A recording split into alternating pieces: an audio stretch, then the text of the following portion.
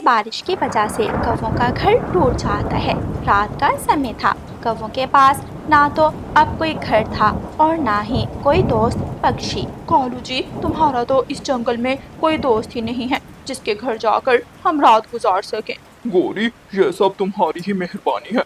मेरी तो जंगल में कई पक्षियों से दोस्ती थी, लेकिन तुमने मुझसे चोरियां करवा करवा के सबको मेरे खिलाफ कर दिया। अच्छा, मुझे ज्यादा ताने मत दो और कुछ सोचो कि अब हम कहाँ जाएं। गोरी, सागर वाले जंगल में मेरी एक पुरानी दोस्त चिड़िया रहती है। सिर्फ वही है जिसे नहीं मालूम कि मैं झूठ बोलता हूँ और चोरियां करता हूँ। हम उसी के पास चलते हैं। फिर कौवा और कवि अपना सामान उठाकर सागर वाले जंगल की तरफ उड़ते हैं। बारिश बहुत तेज हो रही थी, इसलिए कौवे ठीक से उड़ भी नहीं पा रहे थे। कालू जी, आज की रात हम इसी पेड़ पर गुजार लेते हैं, बाकी का सफर कल सुबह करेंगे। हाँ ठीक है गोरी, मेरे भी पंख थक गए हैं, मैं भी उड़ उड़ कर थक गया हूँ। सुबह हो जाती है। मौसम खुशगवार था। कौवे अपनी परवाज शुरू करते हैं। कुछ ही देर में वो सागर वाले जंगल पहुंच जाते हैं। कालू, अब मैं बहुत थक गई हूँ, अब मुझसे और नहीं उड़ा जाएगा। जल्दी से अपनी दोस्त को ढूंढो, वरना इससे आगे मैं नहीं जाऊंगी। हम सागर वाले जंगल पहुंच गए हैं। मैं यहाँ किसी पक्षी से पूछता हूँ रानू चिड़िया के बारे में। फिर कालू कौवा उड़ता है और पास ही एक पेड़ पर बैठे तोते से पूछता है। तोते भाई, इस जंगल में रानू चिड़िया रहती है, उसका घर कहाँ है? वो सामने देखो, सामने नदी के किनारे पेड़ है, उसी पर रानू चिड़िया का घर है। वैसे आप कौन हो? मैं चिड़िया का पुराना दोस्त हूँ, बहुत दूर से उसे मिलने आया हूँ। फिर कालू कौवा गोरी कौवी को लेकर चिड़िया के घर की तरफ जाता है। गोरी कौवी जोर जोर से दरवाजे पर दस्तक देती है, लेकिन बाहर कोई भी नहीं आता। थोड़ी देर बाद गुड़िया चिड़िया खिड़की में आती है। जी बताएं, क्या काम है आपको? बेटी, मैं आपकी मम्मा का पुराना दोस्त हूँ और हम उससे मिलने आए हैं। दरवाजा खोलो। नहीं, जब तक मेरी मम्मा नहीं आएंगी मैं दरवाजा नहीं खोलूंगी। आप इंतजार करें। अगर आप सचमुच मेरी मम्मा के दोस्त हैं तो जब वो आएंगी उनसे मिल लीजिएगा। ऐसा कहते हुए गुड़िया खिड़की बंद कर लेती है। ये चिड़िया की बेटी तो बहुत बदतमीज है। कालू, इसने तो हमारा जरा भी लिहाज नहीं किया। कोई बात नहीं गोरी, हम यहाँ इंतजार कर लेते हैं, चिड़िया आने ही वाली होगी। थोड़ी देर बाद रानू चिड़िया अपने मुंह में दाना लिए घर वापस आ जाती है। अरे कालू, तुम यहाँ? रानू चिड़िया, कल रात की तूफानी बारिश में मेरा घोंसला टूट गया। मेरे पास कोई ठिकाना नहीं था, इसलिए मैंने सोचा कि मैं भी तुम्हारे जंगल आकर बसेरा कर लूं। ये तो आपने बहुत अच्छा किया। मेरी किसी मदद की जरूरत हो तो जरूर बताना।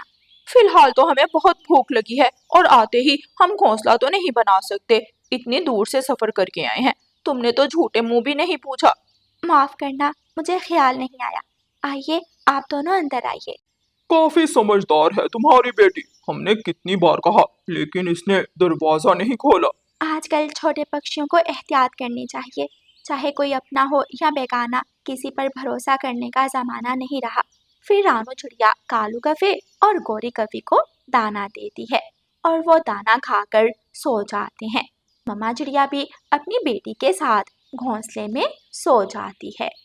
ऐसे ही कुछ दिन गुजर जाते हैं। गोरी कौवी और कालू कौवा तो रानू चिड़िया के घर से जा ही नहीं रहे थे। वो दिन के समय घर से बाहर निकलते, जंगल में घूमते फिरते और शाम को फिर से चिड़िया के घर वापिस आ जाते। एक दिन कौवे उड़ते उड़ते पहाड़ों की तरफ चले जाते हैं। पहाड़ों की गुफा के बाहर एक चील बैठी थी और पास ही आम का पेड़ लगा हुआ था। कालू, मेरा आम खाने को बहुत दिल कर रहा है, मुझे जल्दी से वो आम ला कर दो। गोरी, मुझे लगता है ये आमों का पेड़ उस चील का है, आओ उससे बात करते हैं। कौवा और कौवी चील के पास जाते हैं। चील बहन, हम इस जंगल में नए आए हैं और आज मेरी पत्नी का आम खाने का बहुत दिल कर रहा है। क्या हम आपके पेड़ से आम खा सकते हैं? जरूर खा सकते हो, लेकिन पहले मेरे लिए मांस लेकर आओ। बहुत दिनों से मैंने मांस नहीं खाया। कालू आहिस्ता से गोरी के कान में कहता है। गोरी, जल्दी यहाँ से भागने की करो, ये चील तो मांस की भूखी है, कहीं ये हमें ही ना खा जाए। तुम चुप करो। हाँ चील बहन, हम तुम्हारे लिए मांस लेकर आते हैं। बल्कि कालू, तुम जाओ और तुम्हारे आने तक मैं यहाँ इंतजार करती हूँ। ये तुम क्या कह रही हो? मैं किसे लेकर आऊं? कालू, अपने उस बेवकूफ दोस्त को ही बहला फिसला कर ले आओ। फिर कालू कौवा उड़ता है और रानो चिड़िया के पास जाता है। रानो, तुम्हारे दोस्त मिट्ठू तोते की तबीयत खराब हो गई है। वो पहाड़ों के पास बेहोश पड़ा है। क्या? कालू, तुम भी मेरे साथ चलो, हमें तोते की मदद करनी होगी। दोनों कौवा और चिड़िया उड़ते हुए जा रहे थे कि रास्ते में तोता एक पेड़ पर बैठा अमरूद खा रहा था। कालू, तुमने तो कहा था कि तोता बेहोश हो गया है और इसकी तबीयत बहुत खराब है, लेकिन ये तो यहाँ बैठा अमरूद खा रहा है। क्या? नहीं, मेरे साथ तो ऐसा कुछ नहीं हुआ। रानो बहन, मैं तो बिल्कुल हट्टा कट्टा हूँ। कालू को तो कोई जवाब नहीं आता। वो मैं समझा, शायद वो तोता है। मुझे लगता है वो कोई और पक्षी होगा। चलो मेरे साथ चलो, जल्दी से चलो रानो चिड़िया। कालू, तुम्हारी आंखों से ही पता चल रहा है कि तुम झूठ बोल रहे हो, और मुझे अंदाजा भी नहीं था कि तुम इतना बड़ा झूठ बोल सकते हो। मैं तुम्हारे साथ बिल्कुल नहीं जाऊंगी। शाम हो जाती है। कालू कौवा अभी तक वापस नहीं आया था। ये कालू जी तो पता नहीं कहाँ रह गए। चील बहन, मैं अभी जाकर कालू को लेकर आती हूँ।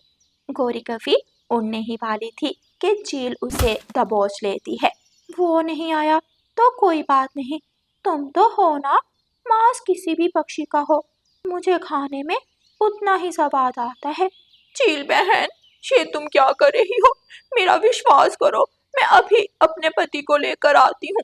लेकिन चील कवि की बात सुने बिना ही उसे खा जाती है। ऐसे बुरे कौवों को उनके बुरे कामों की सजा मिलती है। प्यारे दोस्तों, कभी भी झूठ मत बोलें और अपने दोस्तों को धोखा मत दें। और प्यारे दोस्तों, इस कहानी को लाइक, अपने दोस्तों के साथ शेयर और चैनल को सब्सक्राइब करना बिल्कुल मत भूलना। आपका धन्यवाद। रानो चिड़िया की ऐसी कहानियाँ सुनने के लिए YouTube सर्च बार में रानो चिड़िया की कहानी लिखें या फिर ये बटन दबाकर बोलकर कहें रानो चिड़िया की कहानी।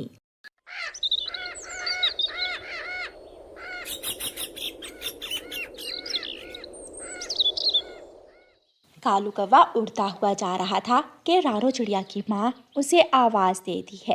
कालू, कालू बेटा, बात सुनो। कौवा मुड़ता है और रानो चिड़िया की माँ के पास आता है।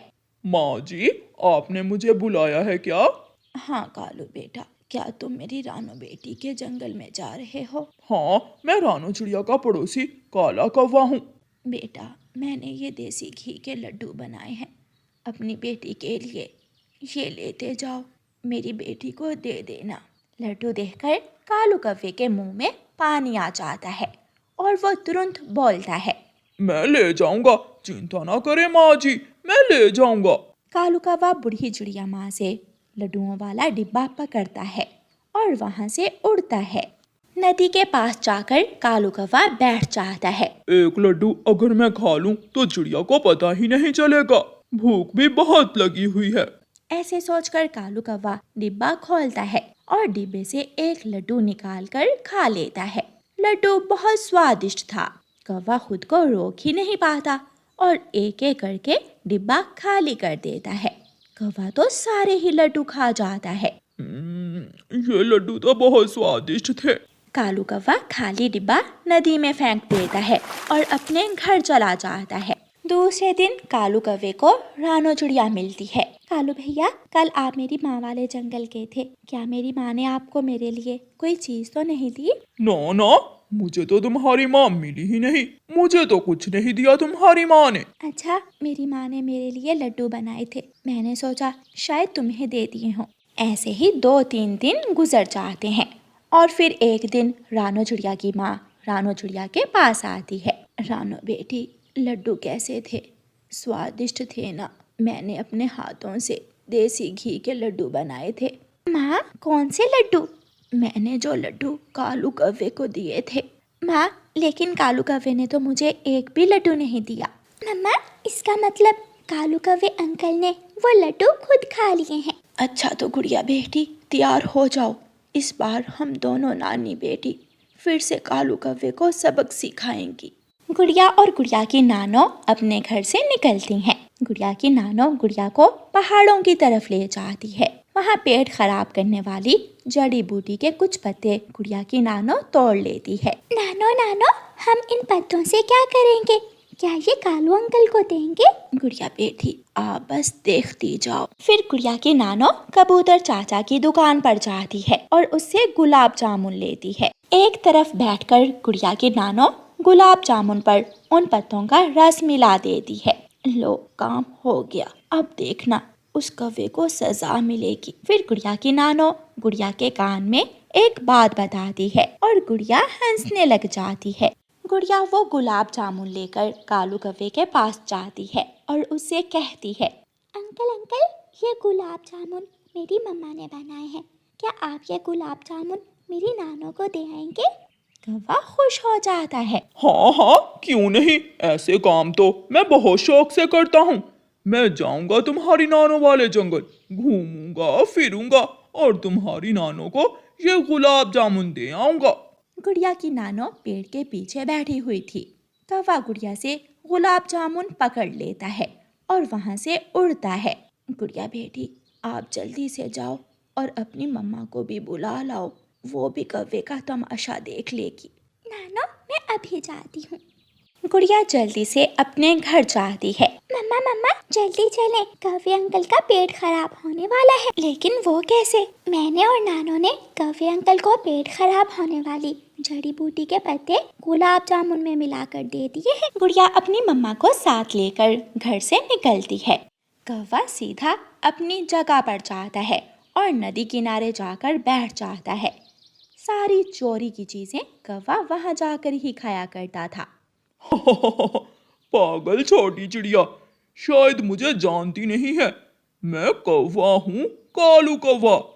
ये गुलाब जामुन तो अब मेरे हैं। कौवा वहां बैठकर गुलाब जामुन खाने लगता है।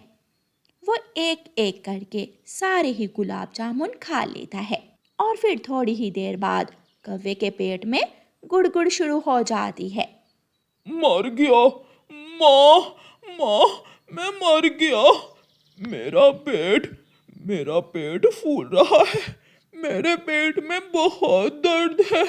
हाय हाय।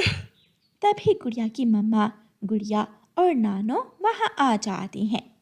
काले कौवे, देसी घी के लड्डू खाकर पेट में दर्द नहीं हुआ था तुम्हारे? अब पता चला, मुझे भी गुड़िया की नानो कहते हैं। मैंने गुलाब जामुन में पेट खराब करने वाली जड़ी बूटी मिलाई हुई थी।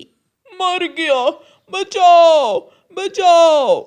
ऐसे शोर मचाता हुआ कौवा इस पेड़ से उस पेड़ की तरफ भागता है। वो जल्दी जल्दी शौचालय जाता है, बाहर आता है और फिर से शौचालय जाता है। गुड़िया और उसकी नानो कौवे को देखकर खूब हंस रही थी। ऐसे कौवे को सजा मिलती है। प्यारे दोस्तों, इस कहानी को लाइक, अपने दोस्तों के साथ शेयर और चैनल को सब्सक्राइब करना बिल्कुल मत भूलना। आपका धन्यवाद।